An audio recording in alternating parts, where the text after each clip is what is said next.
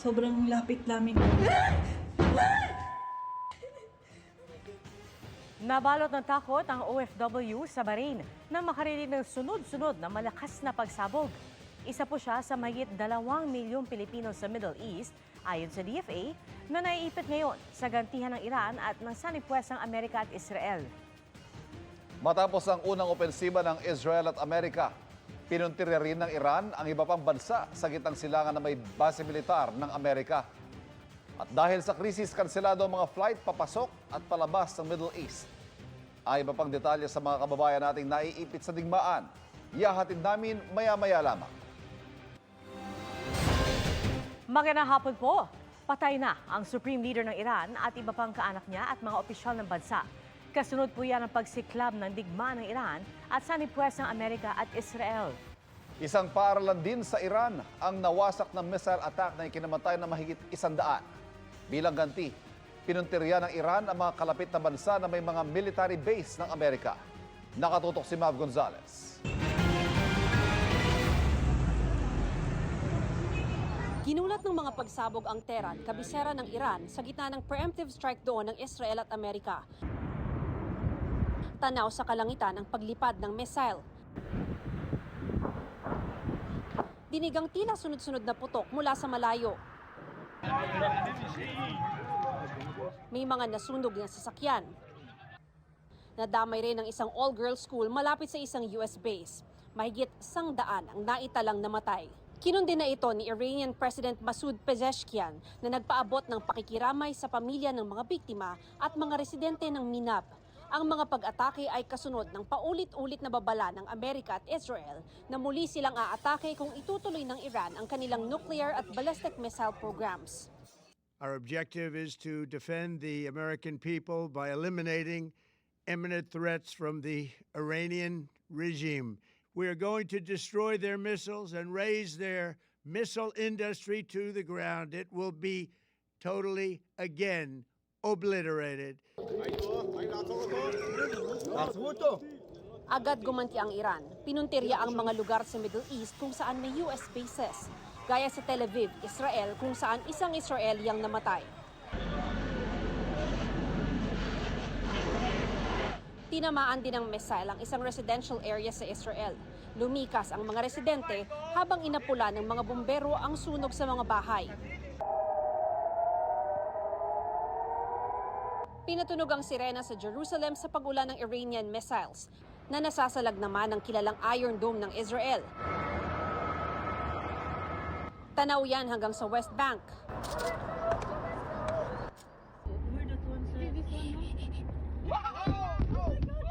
Hindi nakaligtas ang mga bansa sa Persian Gulf. Sa Bahrain, tinamaan ang service center ng US 5th Fleet. May mga nadamay na residential buildings. Maging ang Dubai sa United Arab Emirates nadamay. Pero sa pahayag ng UAE Defense Ministry, nasasalag nila ang mga missile at drone ng Iran.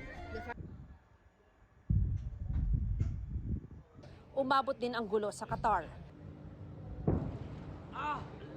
Allahu Akbar! Ayon sa Qatar Defense Ministry, mahigit 60 missiles at 12 drones ng Iran ang kanilang naharang. Kinumpirma nilang natamaan ng 2 ballistic missile ang isang airbase sa Qatar pero walang nasawi o nasaktan. Ngayong araw inilabas ng US military ang isang video na ipinapakita ang mga ginamit nila sa mga isinagawang airstrike sa Iran. Yan umano ang kumitel sa Supreme Leader ng Iran na si Ayatollah Ali Khamenei. Una itong inanunsyo ni Trump sa social media kung saan tinawag niyang most evil people in history si Khamenei. Kinumpirma ng Iranian state media ang pagkamatay ng kanilang Supreme Leader. Nasawi rin sa pag-atake ng US at Israel ang anak, manugang at apo ng Ayatollah. Sa gitna naman ng pagpupulong ng United Nations, nanawagan si UN Secretary General Antonio Gutierrez na itigil ang mga pag-atake. Mr. President, third, the region and the world need a way out now. I call for de-escalation and an immediate cessation of hostilities. Pero sa isang pahayag, nagbabala si Trump na kung ipagpapatuloy ng Iran ang kanilang retaliatory strikes, mas matindi raw ang igaganti ng Amerika. Para sa GMA Integrated News, Mav Gonzalez, nakatutok, 24 oras. Sa ibang balita, walang basihan ayon kay Ombudsman Jesus Crispin Remulla ang mga paratang ng 18 nagpakilalang dating military personnel na naging tauhan ng mano ni dating Congressman Zaldico. Ang hamon pa niya, tumestigo na lang sila sa Senado. Nakatutok si JP Soriano. Tinawag ni Ombudsman Jesus Crispin Remulla na canard o isang malisyoso at walang basihan na paratang ang pahayag ng mga sundalong nagsumite ng salaysay sa Office of the Ombudsman na nag-aakusang hinatira ng mali-malitang pera mula kay dating Congressman Zaldico ang ilang opisyal ng gobyerno. Sinabi yan ni Remulla sa kanyang programa sa radyo, itinanggi rin ng Ombudsman na nakipagpulong siya kasama ang International Criminal Court investigators sa kanyang bahay sa Bel Air, Makati. Hindi raw ito nangyari. Ang gusto ngayon ni Remulla, tumestigo sa Senado ang 18 sundalo. Kasama sa isinumiteng affidavit ang pakikipagtulungan umano ng pamahalaan sa ICC investigators para imbestigahan ang extrajudicial killings noong giyera kontra droga. Itinanggi ng ICC ang paratang na ito. We cooperate with all range of people and institutions, including, of course, state actors. But we are very independent. I think that ICC has been provided with the resources necessary for our action, and we rely exclusive on those resources. Sa gitna nito, sabi ng Iglesia ni Cristo, patuloy silang naghihintay kung paano tutugunan ng gobyerno ang anilay malawak na katiwalian. Ngayong lumabas nila ang mga dating sundalo na umaming naghatid ng mga maleta ng pera, bakit tila wala pa umanong malinaw na hakbang para palawakin at tapusin ang investigasyon? Dagdag ng INC, anong ebidensya ang hinihintay upang seryosohing tuntunin ang mastermind sa katiwalian? Sabi naman ni Senate President Pro Tempore at Blue Ribbon Committee Chairman Ping Lacson, hindi nagbabago ang kanyang posisyon na dapat ebidensya ang maging basihan at maging maingat sa pagtrato sa anumang impormasyong ipinararating sa kanila. Nananatilian niya ang kanyang respeto sa INC at kanilang opinyon. Hindi raw nangangahulugan na ang pagkakaroon ng pagkakaiba sa opinyon ay hindi na pagrespeto. Pero giit ni Lacson, kailangan daw suriin at tiyakin muna ang kredibilidad at kung mapagkakatiwalaan ng source at ang mismong impormasyon. Para sa GMA Integrated News, JP Soriano, nakatutok 24 oras. Naghain ng panukala si Senate President Tito Soto para sa ilalim sa overhaul o reorganization ang Department of Public Works and Highways. Layan ng Senate Bill 1835 na linawin ang kapangyarihan at tungkulin ng Central, Regional at District Offices ng DPWH para palakasin ang transparency, efficiency at accountability sa mga proyekto. Isa sa mga bagong ipakikilala ay ang Infrastructure Maintenance Services Unit na magiging responsable sa pag-inspeksyon, pagsubaybay at pagsuri ng mga natapos sa proyekto. Isa sa publiko rin ang infrastructure database para masundan ng mga mamamayan ang mga proyekto. Bubuo rin ng Infrastructure Inspectorate Team na magla-livestream sa official channels. Sa ngayon, wala pa tungkol dyan si DPWH Secretary Vince Dizon na kanina'y ininspeksyon ang ilan sa mga natenggang proyekto sa Benguet. Bukod sa tututukan, maglalaan daw ng pondong DPWH para agad matapos ang mga proyekto. 4 na estudyante nalunod sa ilog sa Pangasinan at sa Isabela naman patay sa pagkakabundol ang isang bata. Ang mga disgrasya sa probinsya sa pagtutok ni Jonathan Andal. Humandusay sa gitna ng kalsada ang 6 na taong gulang na batang ito sa Luna, Isabela. Ayon sa pulisya, nagbibisikleta ang bata ng masalpok ng SUV. Hindi siya umabot ng buhay sa ospital. Nagkaareglo na at sasagutin ng SUV driver ang gastusin sa pagpapalibing. Sinisikap ang makuhanan ng pahayag ang kaanak ng biktima. Sa Dagupan City, 3 ang sugatan sa salpukan ng tricycle at motorsiklo. Nilapatan ng paunang lunas ang tricycle driver, habang ang pasahero at rider dinala sa ospital. May tama niya sa paa eh. Ito sa may suot. Kaya natabunan pa na siyang motor eh. Patuloy ang investigasyon. 4 na estudyante ang nalunod sa ilog sa Bayambang, Pangasinan. 2 sa kanila ang nakitang patay, ang isa nagpapagaling sa ospital, habang ang isa hinahanap pa. Ayon sa ama ng nawawala at nagpapagaling sa ospital, nagpahatid ang mga anak sa bahay ng kaklase pero hindi sinabing pupunta sila sa ilog. May gagawin sila daw. Iwan ko kung anong gagawin, kaya pagdating ko dito, nabalitaan ko, nandun sila, Katuray, naligo sila daw. Ayon sa pamunuan ng eskwelahan ng 3 sa mga estudyante, dumalo pa sila sa Foundation Day ng paaralan pero hindi na pumasok kinahapunan. Sabi namin, bumalik kayo kahit na mayroon tayong JS bukas. Kaya lang, yung mga bata, kukuntin ang bumalik. Pero hinandal pa rin, nag-check pa rin kami ng tindahan. At wala sila. Wala sila. Para sa GMA Integrated News, Jonathan Andal, nakatutok, 24 oras. May 3 maaaring kahinatnan ng katatapos lang na confirmation of charges hearing sa kaso ni dating Pangulong Rodrigo Duterte sa ICC. Narito ang aking pagtutok. Papatak sa huling Lunes ng Abril ay ka-6 na pong araw matapos ang February 27. Ang huling araw ng confirmation of charges hearing laban kay dating Pangulong Rodrigo Duterte sa International Criminal Court Pre-Trial Chamber 1. Ibig sabihin, sa loob ng panahon yan, magpapasya ang ICC Pre-Trial Chamber 1 kung sapat ba ang mga naipresentang argumento at ebidensya para litisin si Duterte sa kasong Crimes Against Humanity. Ayon sa international law expert na si Professor Romel Bagares, sa loob ng panahon yan, hindi pa sinusulit ng mga mahistrado kung guilty beyond reasonable doubt ang dating Pangulo. 3 maaaring maging pasya ng pre-trial chamber 1 na kailangan katigan ng 2 sa 3 miyembro nito. I-confirm ang charges at ituloy ang paglilitis. Hindi i-confirm ang charges kung saan pwedeng umapila ang prosekusyon o partial confirmation at utusan ng prosekusyon na repasuhin ang kanilang demanda o maglabas ng karagdagang ebidensya. Posible ring 1 o 2 lang sa 3 counts of charges laban sa dating Pangulong makumpirma. Pwede rin hindi sa lahat ng modes of liability bilang indirect co-perpetrator, ordering and inducing, at aiding and abetting, masasabing may sapat na ebidensya. Pero sa lahat ng mga posibilidad na ito, para kay Bagares, hindi pa makalalaya ang dating Pangulo. Complex talaga yung international criminal law. At pag kinumpara natin sa mga nagdaang mga trials, anywhere between 2 to 5 years ang takbo ng trial. Sinubukan namin hinga ng pahayag si Vice President Sara Duterte sa naging takbo ng confirmation of charges hearing sa kaso ng ama. Pero wala pa raw itong pahayag sa ngayon, ayon sa kanyang tagapagsalitang si Attorney Michael Poa. Pare-parehong pinatay sa isang compound sa Nueva Ecija ang isang negosyanteng senior citizen at 2 niyang tauhan. Tinutuntun ngayon ang naplakahang SUV na namataan sa pinangyarihan ng krimen. Nakatutok si Jonathan Andal. Sa ibaba ng hagdanan, may lolong duguan, nakagapos ang mga kamay at may tama ng bala sa ulo. Siya si Romulo Sanggalang, 82 anyos, negosyante. Ang kanyang katabing lalaki nakaupo, nakagapos din ng kamay, may tama ng bala at pinuluputan ng alambre sa leeg gamit ang screwdriver. Siya naman ang driver ni Sanggalang na si Theodore Sanggalang. Sa taas ng hagdan, sa loob ng tinutuluyan nilang converted container, may babae namang may tama ng bala sa katawan. Siya si Rose Yuzon, kasambahay ng negosyante. Lahat silang 3 may tama ng bala at natagpuan kahapon sa loob ng isang compound sa Purok 4, Barangay Balok sa bayan ng Santo Domingo sa Nueva Ecija. Sabi ng mga testigong nakausap ng pulisya, may nakita silang sasakyan na pumasok sa compound bago nila narinig ang pamamaril. Base po dun sa statement ng isang witness, 2 pong lalaki yung bumaba sa isang sasakyan kulay gray na SUV daw po.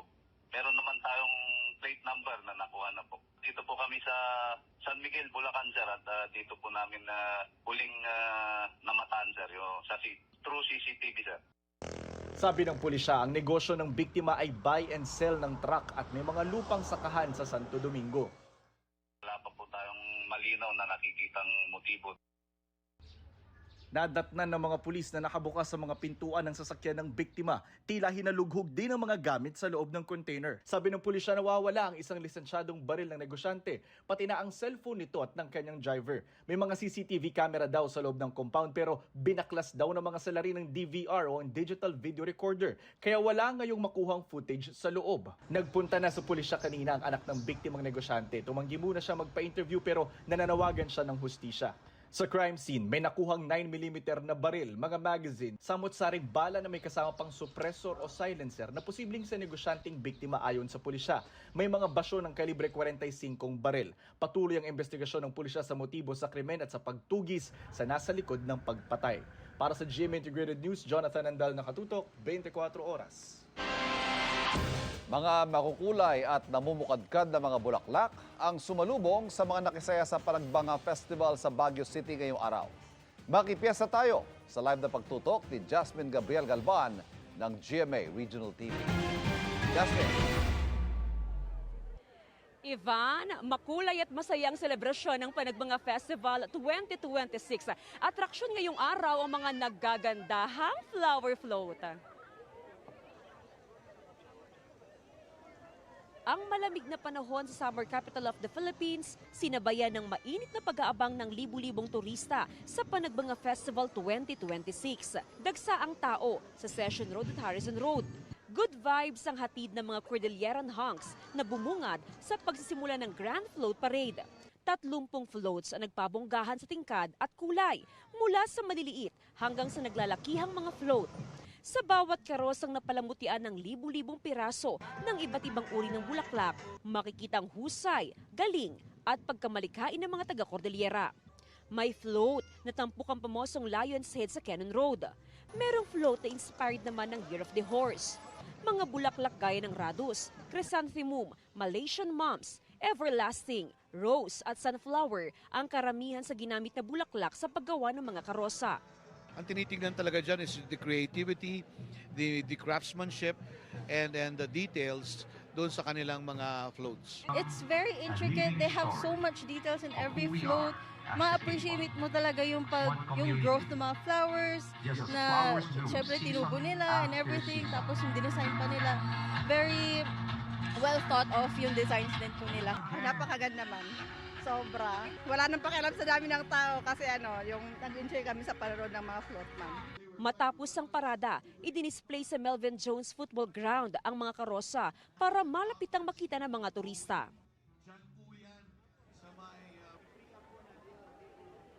Ivan, ayon sa Baguio Flower Festival Foundation Incorporated, hindi lang sa sentro ang Flower Festival sa ganda ng selebrasyon bagkos ito ay sumasalamin sa 30 years o yung 3 dekadang pagtutulungan, pagkakaisa at pagbangon na taglayin ng bawat Cordilleran. Ivan?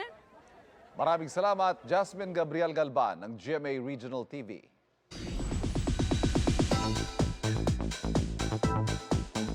All about self-love and self-awareness ang mga naging realization ni Clea Pineda matapos ang mga pinagdaanan kamakailan.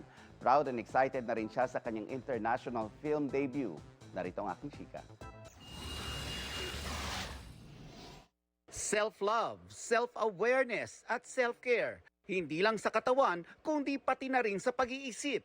Yan ang goal ni Kapuso star Clea Pineda ngayong 2026. At ngayong Marso na kanyang birth month, level up daw ang pagmamahal niya sa sarili para mas maging buo. Isa sa mga realizations ko after ng mga nangyari ng past few months, pagiging selfish, pagiging makasarili, hindi siya masama paminsan-minsan.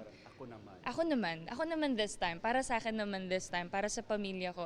Pero mas nangunguna sa akin yung, mas nangingibabaw yung para sa akin to.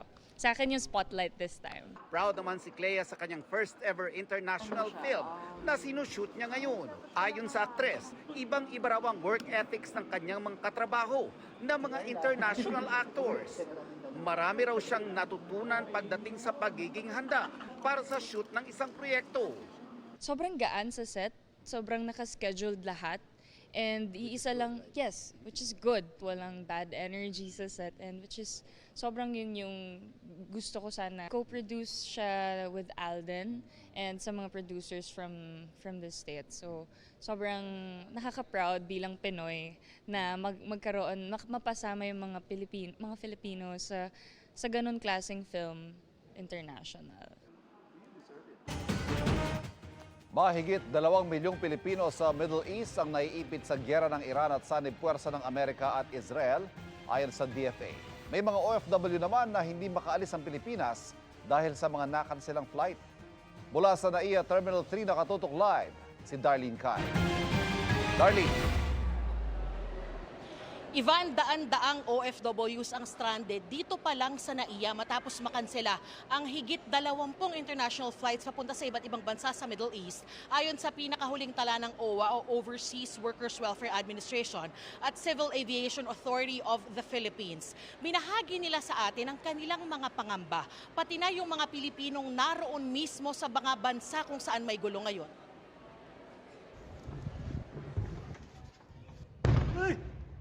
Ay, na lakas nun.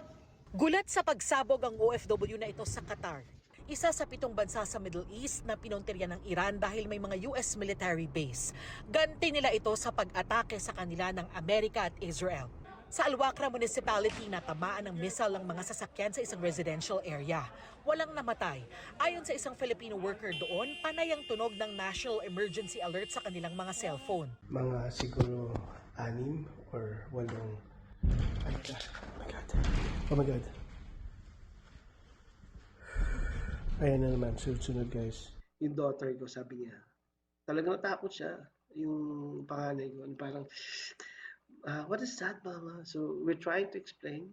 Naghawak-hawak kami ng kamay and we pray. Patuloy silang nakatatanggap ng mga anunsyo mula sa pamahalaan ng Qatar at Embahada ng Pilipinas. Sobrang lapit namin. Oh my God. Takot din ang nanaig sa OFW na si Edna Rio Castillo nang umabot ng pag-atake ng Iran sa Manama, kabisera ng Bahrain. Nagpapasabog ko sila. Ayan. Oh my God. Kita niyo yan. Nakita niyo yun, guys. Ayan. Naglilipa rin yung mga ibon. Uuwi pa ako, Lord. Uuwi pa ako. Diyos ko, pauwi niyo pa ako. Hanggang sa makapanayam siya ng GMA Integrated News, hindi pa rin daw tumitigil ang mga pagsabog. Halos kalapit lang talaga namin yung location ng pinagpasabog. Sobrang kabado talaga. As of now, nasa mabuting kalagayan naman po. Sana po sila mag-alala and pray lang po sa lahat ng mga kababayan nating OFW.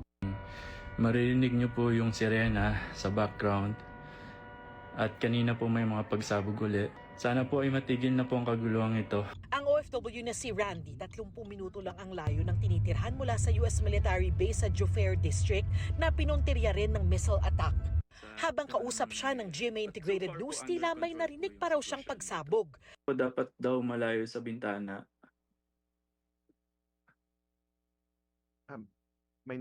Bakit?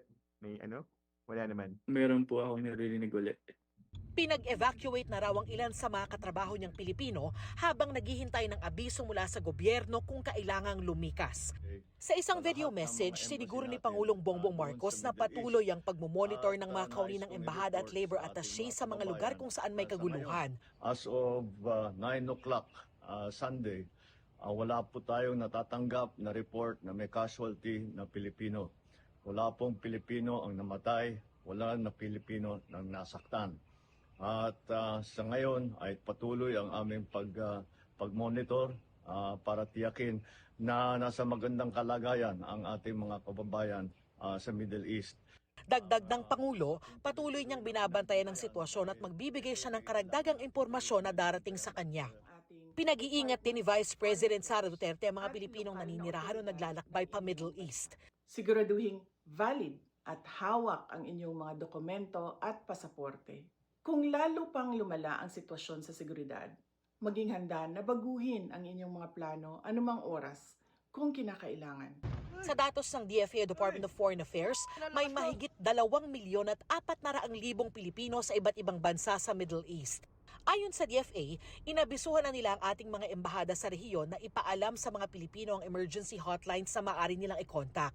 Sabi ni Migrant Workers Secretary Hans Kakdak, nakahanda ang contingency plans ng pamahalaan. Merong yung in-country evacuation or potential assistance na maibibigay natin. Yung merong public shelters, host country, government-run shelters, at meron din sariling counterpart shelters ang Philippine side. So may kasapat naman na abiso kung saan ito. Tinutulungan din daw ng DMW ang mga apektado ng flight cancellations gaya ng pagbibigay ng pansamantalang tutuluyan, transportasyon at flight rebooking. Ayon sa ating Department of National Defense at AFP, walang direktang banta sa seguridad ng Pilipinas ang nangyayari sa Middle East. Dahil sa tensyon, nasa 400 OFW sa NAIA Terminals 1 at 3 ang apektado ng mga kanseladong flights papunta sa iba't ibang bansa sa Middle East. Ayon sa OWA, stranded sa Terminal 3 si Eileen, domestic helper sa Bahrain na pabalik na sana galing Bukidnon. Nung nagbakasyon ako, 1 month ako nagbakasyon, namatay yung nanay ko. Tapos hindi pa natapos yung 40 days, babalik sana ako ng Bahrain. Ito na naman nangyari.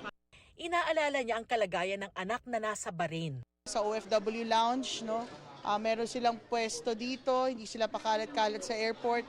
Kahit na yung iba, halos isang araw na dito dahil sa pag-aantay ng anunsyo tungkol sa kanilang mga flights. May pagkain tayo dito, inumin, merong wifi, meron silang pepwestohan, matulugan.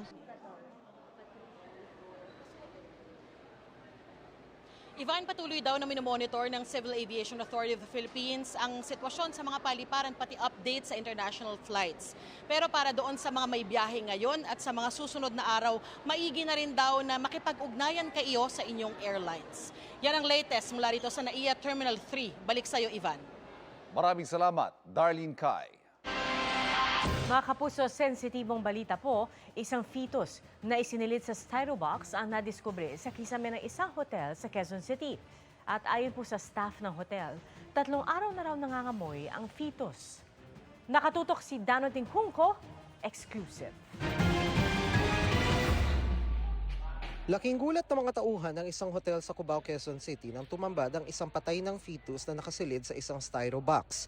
Nakita nila ito sa kisame ng banyo ng isang silid sa ikatlong palapag habang naglilinis kaninang pasado 2:00 na madaling araw. Ayon sa mga room boy na nakausap ng GMA Integrated News, natunton nila ang kaawa-awang lagay ng sanggol dahil sa matinding amoy na hindi na raw nila matiis. Sobrang baho na malansa po na amoy, ganun.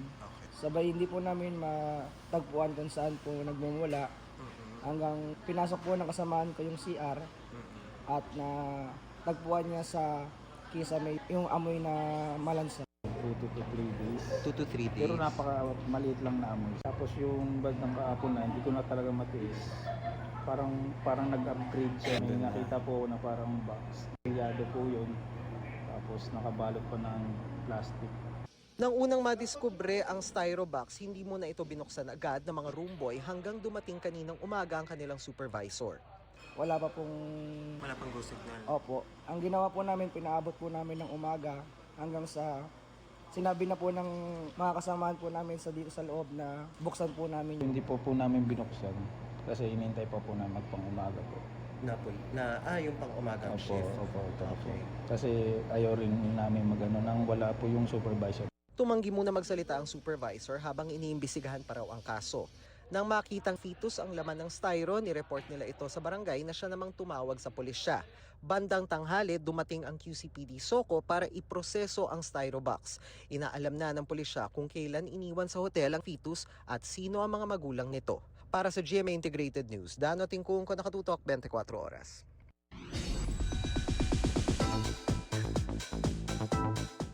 Usap-usapan ang latest entry ni Never Say Die star Jillian Ward sa Big Guy Trend. Kung noong Enero, palaisipan pa kung sino si Big Guy sa kanyang video, ngayon, ni-recreate niya ang Big Guy Trend kasama si Eman Bacosa Pacquiao. Umani agad ng million views ang dance video ng aktres with Eman. Tanong tuloy ng ilan, hard launch na ba ito ng Big Guy ni Jillian? Spotted din ang kapuso actress sa katatapos lang na boxing event ni Eman sa Bohol. Doon ay tinalo ni Eman ang katunggaling Indonesian boxer. Malaki raw ang pasasalamat ni Eman sa suporta ni Jillian na nanood kasama ang kanyang pamilya. Inanunsyo po ng Grupong Tindig Pilipinas na babawiin ito ang impeachment complaint na inihain laban kay Vice President Sara Duterte. Sabi ng grupo na petitioner ng ikalawang impeachment complaint laban sa Vice Presidente, nagdesisyon silang suportahan ang ikatlong impeachment complaint na naglalaman ng kaparehong mabibigat na alegasyon at matibay na ebidensya, gaya po ng kanilang inihain. Ang pagsama-samaan nila ng suporta sa ikatlong reklamo ay magpapatibay ng kanilang posisyon at makatutulong para umusad ang kaso sa Senate Impeachment Court. Sabi ng grupo, bukas nila formal na babawiin ang reklamo, kasabay ng pagtalakay ng House Justice Committee sa mga impeachment complaint. Ang babawing reklamo ay inihain ng ilang individual, civil society at religious groups kabilang sina Kiko Aquino D. at dating Peace Secretary Ying Deles. Inendorso ito ni Mamamayang Liberal Party List Representative Laila de Lima at Akbayan Party List Representative Percy Sandanya. Ang ikatlong reklamo ay inihain ng mga pare, madre at grupo ng mga abogado.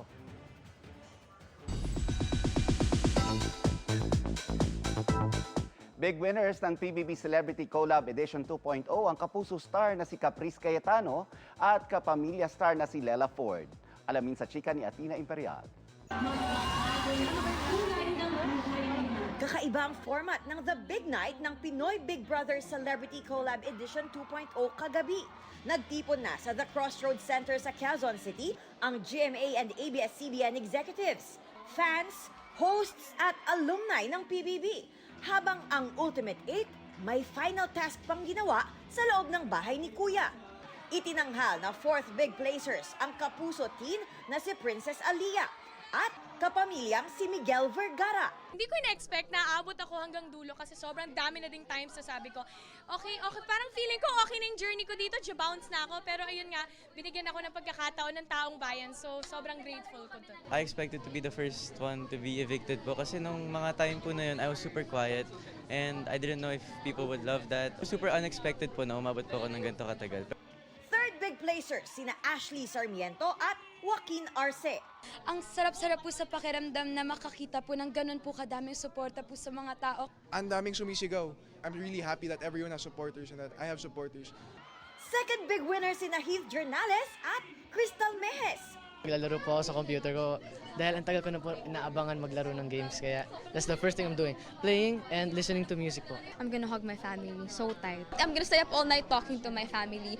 Big winner si Caprice Cayetano na nakakuha ng 61.78% ng total combined Kapuso votes at si Lela Ford na may 53.63% naman ng total combined Kapamilya votes. Nanalo ng tig 1 million pesos sina Caprice Cayetano at Lela Ford bilang big winners ng PBB Celebrity Collab Edition 2.0. Ano naman kaya ang gagawin ng ating teen celebrities sa kanilang cash prize? Gusto ko rin po i-save and makapag-help din po sa mga tao na nangangailangan din doon. Ang nasa isip ko po talaga ay yung Little Ark Foundation para sa mga bata po talaga na nangangailangan noon. Natuto po kami mag-FSL inside Kuya's house, so to help the deaf community. Looking forward na ang Ultimate 8 sa reunion with their PBB batchmates at sa future projects nila together. Athena Imperial updated sa Showbiz Happenings! Tagumpay si David Licauco sa kanyang debut sa isang international fitness competition. Makichika tayo kay Aubrey Carampel. Certified Fitspiration and record breaker si Kapuso actor David Licauco matapos magpakitang gilas sa isang international fitness competition sa Taiwan. David finished strong sa men's open division with a total time of 1 hour 7 minutes and 48 seconds. Nakausap namin si David right after the competition sa Taipei. Siya na nga raw ang may hawak ng record for Filipinos na pinakamabilis na sumali sa open division ng event sa Asia. Sa naturang event na sinalihan ng halos 2,000 participants, rank 53 si David overall at rank 19 sa kanyang age group. Rank 1 naman siya out of all Pinoys na sumali sa division niya. Sulit daw ang 1.5 months niyang training para sa kompetisyon. Leading up to this event, nakakatuwa na meron akong nilook forward to, di ba, na para may reason na kung bakit ka nag-training. Kasi I've been training all my life, pero wala namang parang end goal. Yung competitiveness ko, nabubuhay dahil sa sport na to. Challenging nga raw ang ibang workouts, pero tulad daw ng title ng pinagbibidahang Kapuso series. Never say die talaga yung yung spirit. Kailangan mo talagang alamin. And siguro yun talaga, yung lack of knowledge sa sport. Yung doon ako nahirapan. Pagbalik sa bansa, back to taping and training si David. Dahil plano rin niyang muling sumali sa Hong Kong leg ng kompetisyon sa Mayo. Joining sa May with Vince Maristella pero doubles. I just don't want to beat the Philippine record but I want to beat everyone. So, siguro sali ako ng ulit, ng open division na solo. And you want to do better sa next. Ang goal ko talaga is maging Elite 15. Aubrey Carampel, updated sa Showbiz Happenings. At yan po ang mga balita ngayong weekend para sa mas malaking misyon at mas malawak na paglilingkod sa bayan. Ako po si Pia Arcangel. Ako po si Ivan Mayrina mula sa GMA Integrated News, ang News Authority ng Pilipino. Nakatutok kami 24 oras.